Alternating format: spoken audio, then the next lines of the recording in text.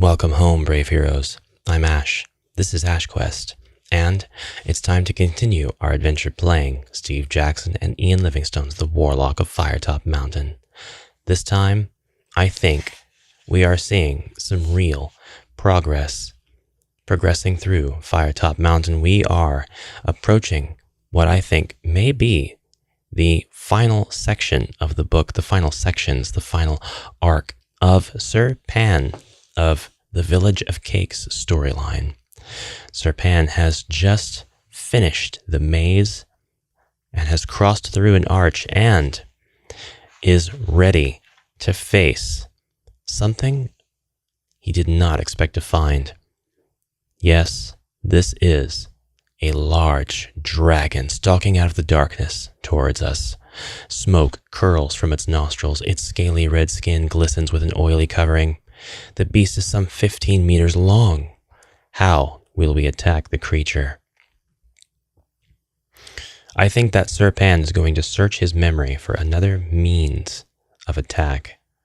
Another means of attack. Maybe this is the time to cast Dragon Fire, but we will see. We're going to turn to page 126, or rather section 126, to find out. Does the name Farigo di Maggio mean anything to you? If not, you must fight the dragon. Turn to 152. If it does, turn to 26. And yes, that was the name of the sorcerer who wrote the spell Dragon Fire. You remember Dimagio's small, leather-bound book and silently mouth the spell contained within its pages. You shout loudly at the dragon, Farodus, and it stops in its tracks. It cocks its head to one side and eyes you suspiciously. You fling a stone at its head. Why would you do that? And the rock bounces off its nose. The beast lets out an angry cry and breathes deeply, a roaring sound being created from within its throat. The dragon exhales, and from between its teeth you can see another fireball building up. You prepare yourself, and as the ball of flame comes from its mouth, you cry, Ekil Erif, Ekam Erif, Erif Erif Dimagio. The fireball continues no further. With an agonized scream, the dragon tries to shake the flames from its snout, but there the burning continues.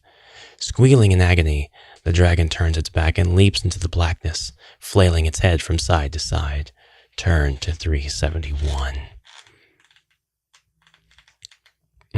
Apologies for the misspeaking there.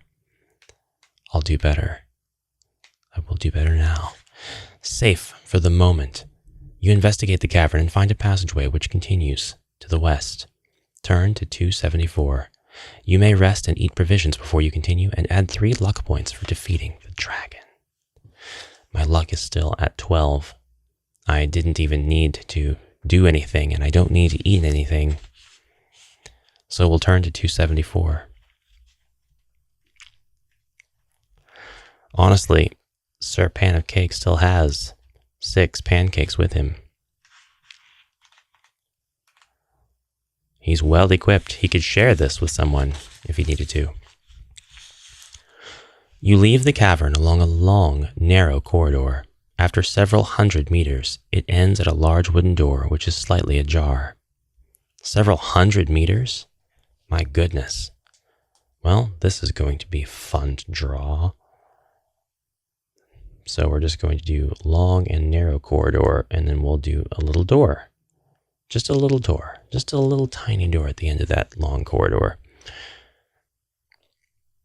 It's not really several hundred meters, but carefully, you ease it open a little further and poke your head around the side to see what is in the room. You see a small old man sitting at a table on his own, playing with a pack of cards. He looks quite a harmless old soul, gray-haired and bearded. He is seated. What will you do? Burst through the door, sword drawn to surprise the old man? Knock on the door and enter, greeting the old man courteously, or get down on all fours and try to creep into the room unnoticed? Sir Pan is no creep, and Sir Pan is no door burster, old man surpriser. Sir Pan is going to knock on the door as he enters and greet him courteously by turning to 356. Now, we've been burned many a time by giving the inhabitants, the denizens of this Firetop mountain, the benefit of the doubt, and hoping that they don't in some way try to attack or retaliate against our kindness or take advantage of Sir Pan's pleasant demeanor. But it has time and time again proven to be the wrong move. One thing I will say is we have made friends with at least 2, perhaps more, entities. The old man looks at you, accepts your greetings, and bids you sit down. You sit at the table and notice that he is glaring at you. His piercing stare is becoming hypnotic, but you realize this and break eye contact. He opens his mouth to speak, and to your amazement, instead of an old man's voice, the whole room resonates to a powerful voice, which seems to be coming from the walls themselves. You throw a glance back at the man and can see him changing before your very eyes. He is of imposing height. His tattered old rags have become robes of velvet and gold. His black eyes are fixed directly on yours. He has been expecting you. Turn to 358, and this is the image for 358. The Warlock, ready for battle. The battle will call upon all your reserves of strength and cunning. Your adversary has disappeared and now stands at the far end of a room in front of a door with 2 locks. How will you approach him? So, this small room with a table has become a large room.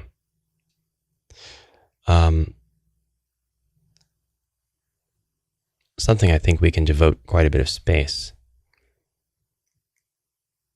He is in front of a door with 2 locks, and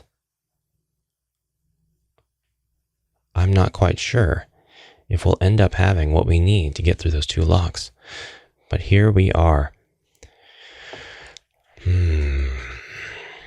We have 3 choices. Grip our swords firmly and advance towards him. Look through our pack for a weapon to use. Or look around the room for another means of attack or defense. We have quite a few things going on here.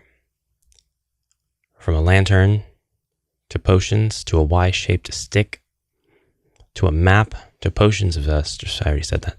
Let's go ahead and look around for another means of attack or defense by turning to 389. We have to be very careful not to die in this time.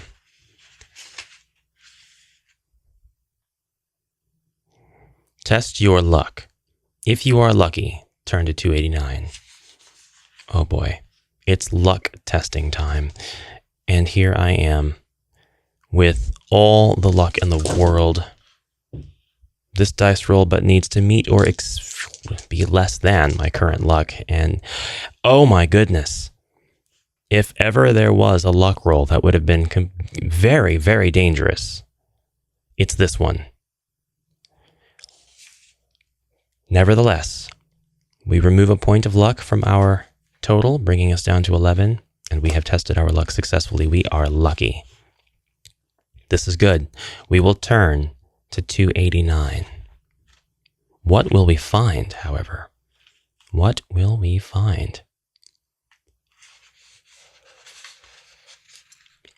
You look frantically around the room, but can see nothing to aid you. Suddenly your eyes stop on the pack of cards he was fingering as you entered. And you remember the rumors and stories the villagers told you.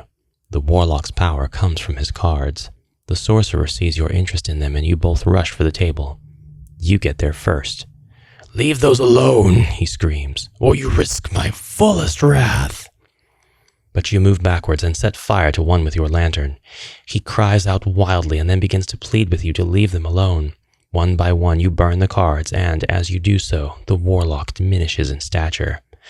As the last card goes up in flames, he stands facing you, a broken man.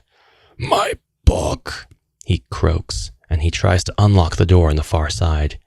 You race across to him with your sword drawn and spring at him. Resolve this battle. Brave heroes, we are fighting the Warlock.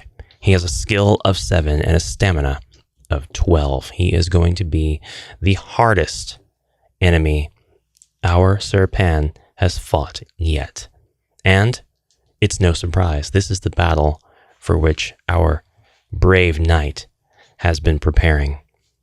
So, with our skill of 12 and the Warlock's skill of 7, we actually have quite an advantage. But we're going to go ahead and fight. So, onward. First, the Warlock.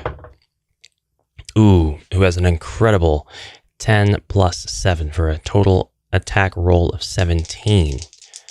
Sir Pan sees this, the Warlock spinning around, lunging back at our hero unexpectedly, and attempts to deflect whatever kind of attack he can with his sword. And it's a 9 plus a 12, which gives us a total of 21. This is the first bout of combat, and Sir Pan has won it, taking 2 points off of the Warlock's total stamina. Our next bout of combat. The Warlock sees how Sir Pan reacts. The Warlock is no fool. The Warlock is lord of this domain, and he decides to take the moves, study them carefully, but quickly, and moves into attack again.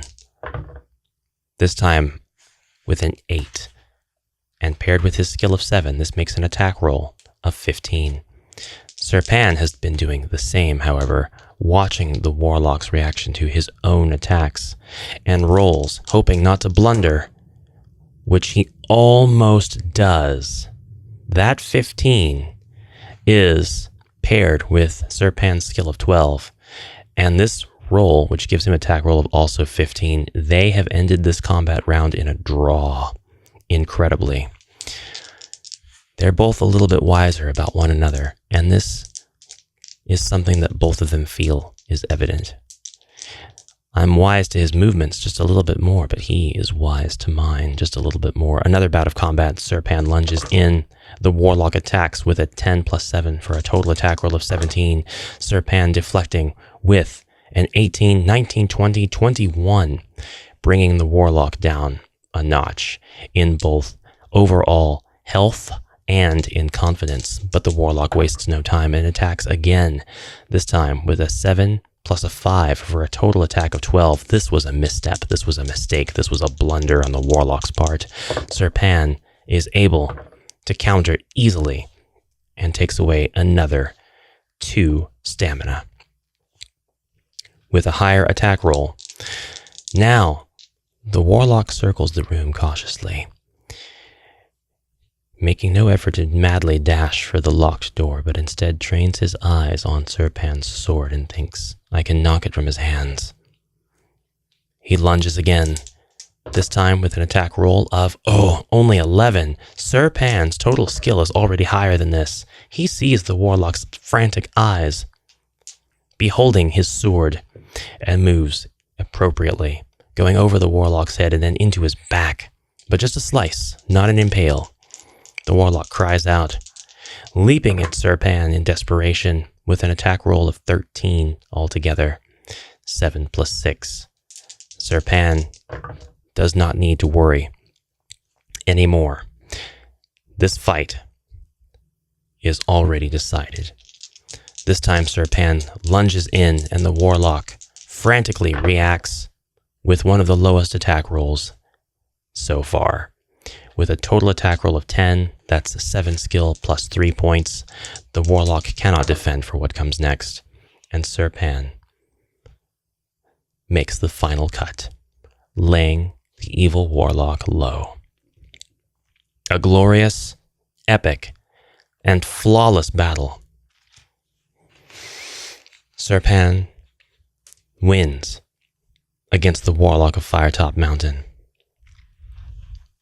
And now we must turn to 396. With the Warlock now defeated, you know your quest is almost over. You approach the door with 2 locks. There are no keys around. You retrieve 2 keys from your pack and try them in the locks. They turn. You open the door and peer around. Turn to 242. If you have no keys, you may try to break down the door, and this you will do at the cost of almost all your stamina, reducing it by 5. No, we have 2 keys. In fact, we have a red key marked 3 and a bronze key marked 99. 242 is where we go now. The door opens to reveal a small, dimly lit room. The walls are hung with ornate curtains, laced in silver and gold. A single flame burns in one corner, throwing light on a low table in the middle of the floor. On this table is a large chest. You step up to investigate the chest, and from all around, yet from nowhere, a mysterious sound fills the room. It sounds like the rumbling of thunder clouds preparing to make storm. You approach the chest and can see that it is held shut by 3 locks. As you approach, the noise gets louder. Will you hack at the box with your sword to try to split it open, or will you search through your bags to see if you can find keys to fit? I will turn to 139. And I technically had keys, and that's all the book asked for.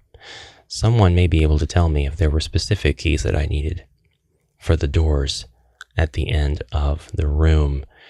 But that's all right. Now, I'm in this room, one of the last rooms of the game. On the table, sitting the large chests with 3 locks.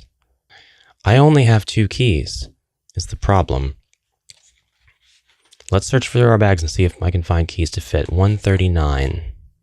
During your adventure, you will have come across various keys and should have collected some of these. You may now use 3 of these keys to try to open locks on the chest. Oh no. Each key is identified with a number. To determine whether you have the right keys, add their 3 numbers together. Now turn to the section which has the same number as this total, where you will discover whether you have used the correct keys. If you do not have 3 numbered keys, this is the end of your journey. You sit on the chest and weep as you realize that you will have to explore the mountain once more in order to find the keys. And that, my friends, is the end of Sir Pan's journey. One that I feel surprised by. We really, truly only had 2 keys. A 3, or I suppose a 111, and a 99. Together, these numbers would have made 210, and that would not be legitimately the section that I need, because I'm missing 1 more key. Oh no. Well, let's take a look at our map and try to figure out where we would have been able to figure out our 3rd key. Just before the point of no return, some ways, we did have a hallway and we could have turned right. Other than that, there haven't been, actually, right before the point of no return, there was a corridor to the right where the vampire slept. We had a couple more rooms. We just had a couple more. Our total map, which was awesomely recreated by a kind viewer of the series in my Discord channel, my Discord server, looks something like this. And making the map as I've gone along has been a very helpful, very necessary thing. I think Sir Pan could absolutely reattempt this, and in doing so, get through the maze very easily, avoid battles that he needed not engage in, and just get the keys, just get the necessary keys, while also exploring the right corridor here and the right corridor here in order to see if he could have found the keys there. But that adventure will not be one that we undertake here on the channel. However, this isn't the end of Sir Pan's story. I think that Sir Pan could return for another adventure, maybe not to Firetop Mountain, at least not yet. Perhaps there will be cause to return to Firetop. Perhaps there will be a certain warlock who somehow, some way, returns. And on that day, I believe Sir Pan will be ready to charge through the dangers of Firetop once again. But for now, I think Sir Pan will go back to town, having freed the people of the Warlock's horrors, as well as many of his minions and monsters, and reassure them that they at least are safe for now, while he goes in pursuit of more treasure elsewhere. Where will Sir Pan go? Well, I hear that there's a dark, twisting labyrinth of Fang where unknown horrors await, devised by the devilish mind of Baron Succumbit. The labyrinth is riddled with fiendish traps and bloodthirsty monsters, which will test your skills almost beyond the limits of endurance. This seems like the right kind of adventure for our intrepid hero, and so perhaps next time we'll see how Sir Pan of Cake fares when he approaches the Death Trap Dungeon. Brave heroes, thank you so much for watching. Please let me know what you thought of this series overall and of this episode in particular, and tell me that you're looking forward to the next installment of Tome Tuesdays, where we will be delving at long last into the Hero Quest books, specifically the Fellowship of Four. Until then, I hope you all have a fantastic rest of your day, and bye for now.